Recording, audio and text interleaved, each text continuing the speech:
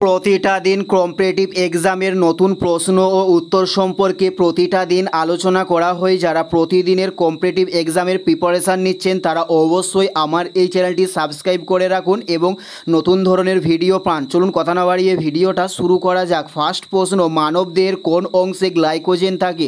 উত্তরটি হলো যকৃতে মানবদেহের গ্লাইকোজেন পাওয়া যায়। উত্তরটি হলো যকৃতে মানবদেহের গ্লাইকোজেন পাওয়া যায়। নেক্সট প্রশ্ন, নাথোফা জলবিদ্যুৎ কেন্দ্র কোন রাজ্যে অবস্থিত হয়েছে? উত্তরটি হলো হিমাচল প্রদেশ রাজ্যে নাথোফা জলবিদ্যুৎ কেন্দ্রটি অবস্থিত হয়েছে।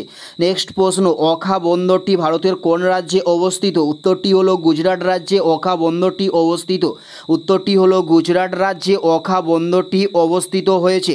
নেক্সট প্রশ্ন, ভারতের সংবিধানের অভিভাবক কে ছিলেন? উত্তরটি হলো সুপ্রিম কোর্ট ভারতের সংবিধানের অভিভাবক ছিলেন।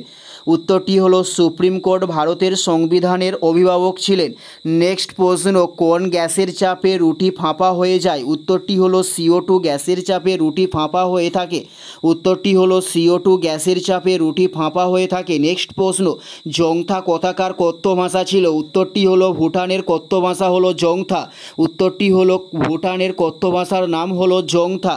জংথা কথাকার কথ্য ভাষা। উত্তরটি হলো ভুটানের। নেক্সট প্রশ্ন, পান্না হীরকখনি কোথায় অবস্থিত হয়েছে? উত্তরটি হলো মধ্যপ্রদেশ রাজ্যে পান্না হীরকখনি অবস্থিত হয়েছে।